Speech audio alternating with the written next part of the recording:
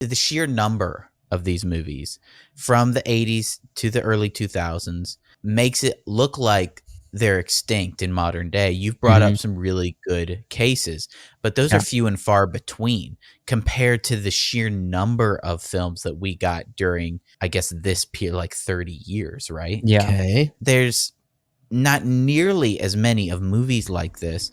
And I guess the question, why do you think we're not making these anymore? In the past, and I kind of formatted these going from left to right in sequence of when they came out. 80s, 90s, 2000s. Yep. There was a very clear understanding, I feel like, of action movies.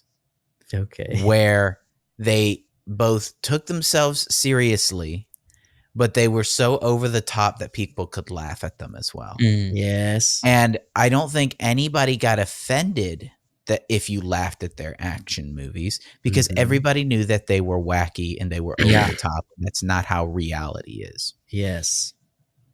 Moving past the 2000s into the 2010s, we see significantly less and less wacky. I was when in searching in the early 2000s, I saw a couple of the really wacky action movies.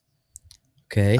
And I'm not talking about action comedies. I'm talking these are serious nuts to butts action movies. Okay.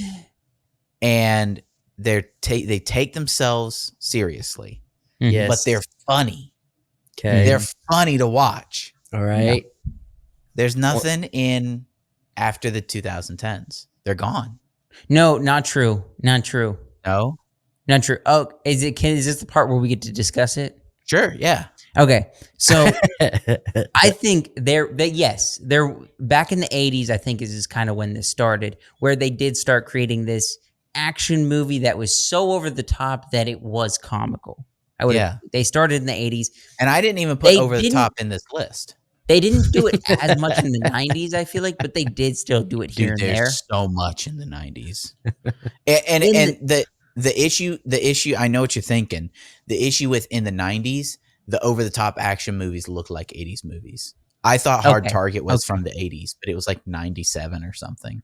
Okay. But then you get into the early 2000s and you had movies like the Triple X, and it got people at this point expected those kind of movies to just be there. And so we are still having these movies, but we call them Fast and Furious now. And so people are like, oh, it's a Fast and Furious movie. They don't think of it as a comical action movie anymore, but that's what it is. It just is what it is. I feel like Fast and Furious is kind of maybe monopolized and forced out the other charming, over the top kind of movies because of how over the top it is. Yeah. I don't feel like you can do as much of the big. No, there is. Look at the shark movies today. Megalodon. You have a ton of shark movies that fit under this category, and I think we kind of have expected it so much that we don't look at those movies and realize that they're there, but they're there. I mean, you didn't even think about the shark movies. Well, hold on. Because my thesis is not incorrect. As the movies, in the sheer number of these movies from the 80s to the early 2000s, makes it look like they're extinct in modern day. You've brought up some really good cases, but those are few and far between compared to the sheer number of films that we got during the, I guess, this period, like 30 years, right? Yeah. Okay. There's nothing like there's not nearly as many of movies like this. And I guess the question, avoiding the obvious ones, of like the ones that Josh has mentioned, which are almost like, especially nowadays, they're not doing super great in the box office. Why do you think we're not making these anymore?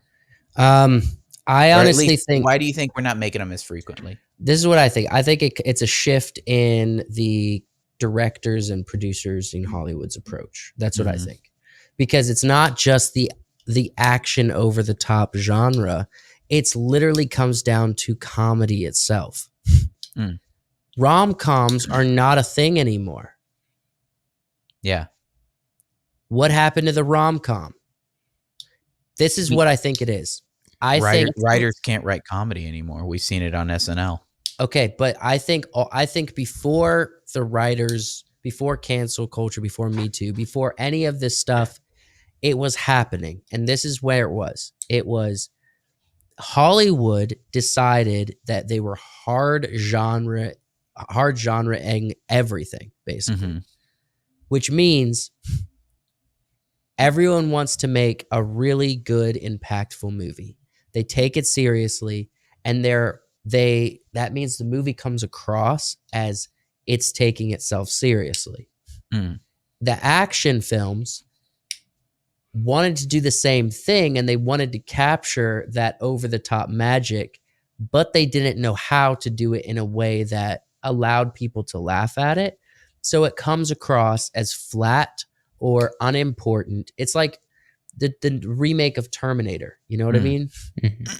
It was just as wild as the old ones, but it took itself way too seriously. It didn't have the same approach that the Terminators of old did. You know what I mean? And so I think it comes down to the producers and the intention of the films that they were making. Everybody wanted to be the interesting director with the hat, you know? Yeah. Everyone wanted to be nobody knew how to, or I guess in some ways comedy might have been a little too frightening for modern creators. An example of someone that tried to do a comedy action over the top film that didn't work out, and they said when they were making it, this is probably not going to work because the genre doesn't work anymore, was Bert Kreischer's The Machine, right? He literally tried that old style of over the top comedy, and it didn't work. But I'm not talking about necessarily comedy. I'm talking about the action. I'm talking about over the top action. Yes. To where it becomes comedic. I think it's unbelievable, but it's so fun to watch. I think action filmmakers wanted to do action, and they didn't want to live in the world of comedic unbelievability, except for a few like Michael Bay, which I think he takes himself very seriously. But you can't not watch Transformers and feel like this is way over the top. It's just fun. Yeah. You know what I mean? I want to add on to that because this is kind of right in line. And when I preface this, I don't want to say that this is like a huge thing that's keeping these movies from being made, but it is maybe a small portion of what's keeping these movies being made. Is I think with streaming, there's a bit of a shift in what Hollywood is making today. I think back then there was a lot more movies being made than there was like even shows, because it was harder to get into, and you had to make a pilot and then your show had to be picked up, and you did multiple season shows, where now because of streaming there's a lot of shows that are coming out compared to movies. I'm not saying movies aren't coming out, but like I think if you looked at the amount of shows back then compared to now because of streaming, there's a shift in how Hollywood's making things. But and that's the attitude, a small portion of it. I think you're right. I think the attitude could reflect that. Is like when you're making a movie like Roadhouse or Commando or something like that, your attitude towards, okay, how do we make this the most entertaining for the 103 120 minutes or whatever that we have, where it needs to be high octane. Dudes need to be ripping each other's throats out. Cars need to be exploding. Women need their tops taken off. It needs to be, just a thrill ride, right? Yeah. And you're producing a bunch of these movies. And I think you're right. Now that the entertainment is coming straight into our homes, they're like, we need people to be on our platform longer. Yes. And how do we do that? Well, we can't just drop a movie. Well, we need to drop a show. I think we need to crack open the baby oil again and start lathering up these guys and make them greasy, and maybe that'll start the revolution again. More baby oil. Yeah. Get out that coconut oil. I mean, people liked that in Deadpool and Wolverine. People liked the baby oil. They want Hugh covered in the oil. Yeah. But okay, so there are examples in modern filmmaking of an attempt at this. You brought up Roadhouse. Look, as much as you don't like it, Doug Liman tried to do that over-the-top action vibe with the remake of Roadhouse. He tried to do that, and it felt more serious to me. But no, it didn't. It didn't. Look at the villain. The villain was silly. It was goofy. I'm agreeing. It was goofy, but he was trying to make it a serious version of Roadhouse compared to the original. And it wasn't, even though Connor's doing this, I think in a sense they think that's supposed to be serious. I don't think Well, I think it was a little bit tongue in cheek, but the issues with that movie were more that it had pacing issues, it had plot issues, and it had writing issues.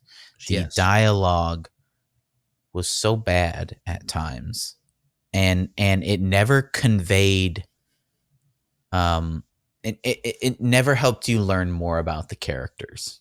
But to be fair, the old movies of the 80s did the same thing. There was just so many of them that there was more that hit. I would disagree. I would say the 80s made a concerted effort with characters to do at least a little bit of character work for each character, to the point where oftentimes the dialogue felt bad because it was too much exposition. They're like, hey, I'm Rand and I'm kind of a big deal around here. Right? Or they'd be like, oh my gosh, that's Dalton. He's kind of a big deal in bars. It was exposition. Right. And it often felt like a little bit too much. These days, they almost avoid that type of stuff because they're scared to tell you about their characters, but they want you to care about their characters. And it leads to all sorts of just misunderstanding and people not wanting to watch the movie and not understanding why. It's like, why don't I care about these characters? Well, you don't know anything about them. At least with the previous example, you know that guy believes that he's the baddest guy around. Yeah. Also, I'm going to take it at what we were talking about way earlier in the podcast.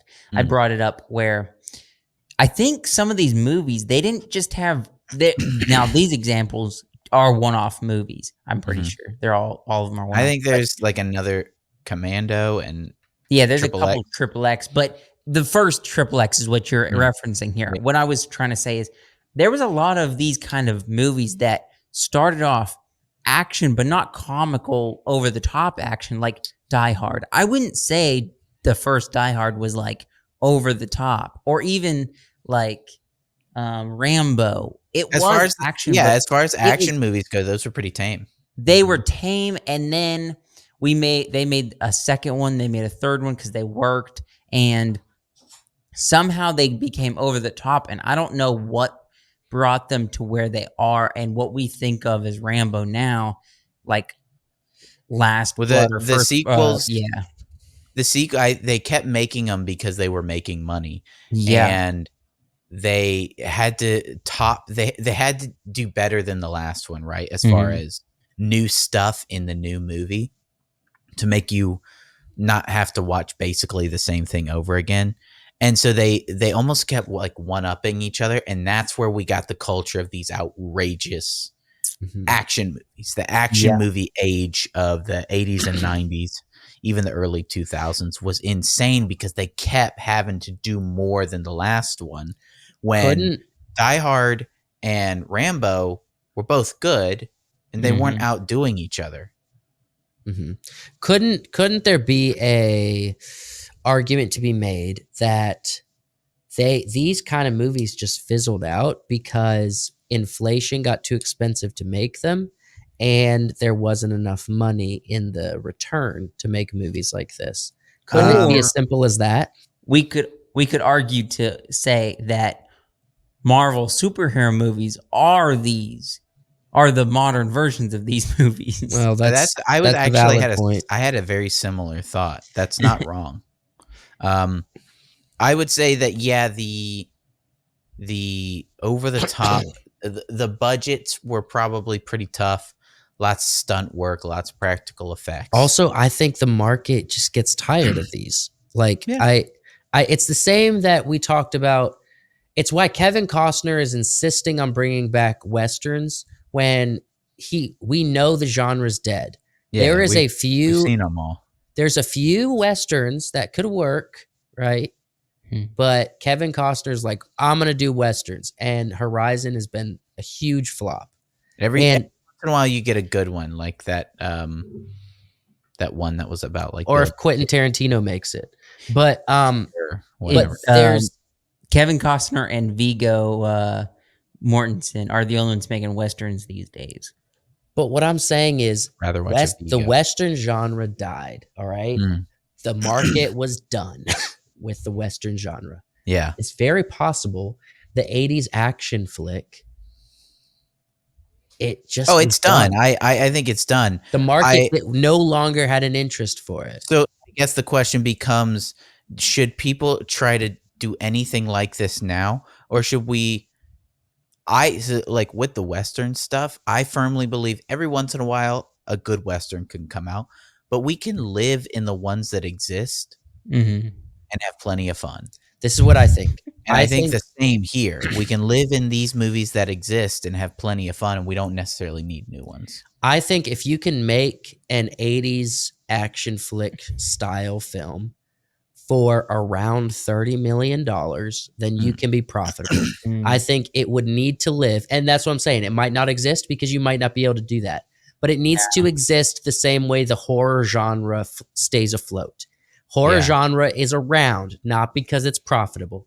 There has not been a horror film in a long time that has reached $500 million. All right. The only reason horror stays alive is because they keep them budgets tame. You know what I mean? And when I'm saying tame, I'm talking $15 to $30 million. Yeah. They do not break out of that budget for horror flicks for any reason. So if you can find a happy middle ground budget to stay within the same realm that horror has done for the 80s style action flicks, then you can make it a profit. If you are bloating an action film up to $100, $200 million, you are guaranteeing loss of money. Guaranteeing, because the market is not big enough to sustain that. The interest market is not big enough to sustain that. There might be people that disagree, but I don't know that people are going and watching the big action movie anymore like they used to. I mean, I think people will come out for a John Wick or for a Top Gun. What did people go to the theaters to watch this year? Dune. That was last year. But yes, Dune, which is a very serious high concept, right? Planet of the Apes, which did not make its money back. It did, actually. Did it? Yeah, it did. Oh, okay, good. The comedy superhero genre with Deadpool, but that's just because of Deadpool, all right? The right kids animated film, people will show up for. So last year was Mario. This year was Inside Out 2. The right one. Was that last year? Yeah. Kids will show up for. Oh, Sonic 3, I think, is going to probably hit $1 billion. So if you look at what people showed up for, and here's the thing, Alien Romulus did pretty good. I don't know if it's made its budget back because I think the budget was kind of high. But as far as money goes, it did pretty good. I just don't know if their budget was bloated or not. Yeah. So it's just like, it's the same thing that we do. You have to test the market. You have to do the exact same thing we do when we're creating a YouTube video. What's the ceiling on potential views for a specific niche? You know what I mean? It's what you have to consider if you're getting into a market. So with the movie genre, you have to do the same thing, right? if you adjust expectations, you will know what a success is, and you can continue going down that road, and you have to shift with the market. But I think Hollywood has a bad habit these days of learning the wrong lesson. Yes. So 100%. when the superhero genre comes out and they're seeing that it's working, they keep making more movies exactly like that, and they get worse and worse, and they get more and more childish. Yes. I think Godzilla -1 could be a great example to Hollywood of what to do with a movie, but I think they will somehow learn the wrong lesson. From it. They'll just be monster movies. Well, no, it won't even be that. They've already got that problem. Yes. It will be, I don't know what it'll be. It'll be like, it will go back to the hide the monster as much as possible, hide the giant monster as much as possible, but with none of the entertaining character work, and none of the story and plot elements that were there in that film. But they'll be the budgets will be bloated. That won't be the trend. The trend won't be, here's a giant monster movie for 15 mil. Right. No, it's here's a giant monster movie for 250. You barely see the monster. At least with the $250 million monster movies that Hollywood's putting out, at least you see the monsters the whole time. All right, so let's just do a quick brainworm for probably the next 3 movies that's coming out this year that are big ones. All right, let's see what we're sitting at. You got Gladiator 2. That's going to be a big one this year. Okay, could be. You got Joker 2, Folie à Deux. That one will be pretty big. And then you have Wicked in November. All right, those are the 3 big heavy hitters for this year. All right. I think Sonic 3 is going to be bigger than Wicked. Probably. Think? Yeah. I think Wicked will be a movie for, white women. The women, so they'll go watch it. It'll be bigger than you think. You also don't think it'll be that Hunter. Big. You have Mufasa, the Lion King, right? We got a couple. I don't think either of those will be very big. I think Wicked will come close, but I don't think it'll be as big as something like Barbie. No, I'm not saying it's going to get that big. I think women can look at that trailer and be like, "Eh." You think the women are saying "nah" to Wicked? Yes. You really think so? Yes. I don't think so. I think so. Apparently, I haven't heard any buzz about the trailer. I haven't seen any articles. I haven't seen. Okay, nothing. But look at our channel. It's a consistent viewed video we have on our channel. Like, it's one of the consistently viewed videos. I didn't say that it's not going to be big. I said I don't think it's going to be as big as some of the others you mentioned. Oh, I'm not saying it's going to be Barbie, but we'll see.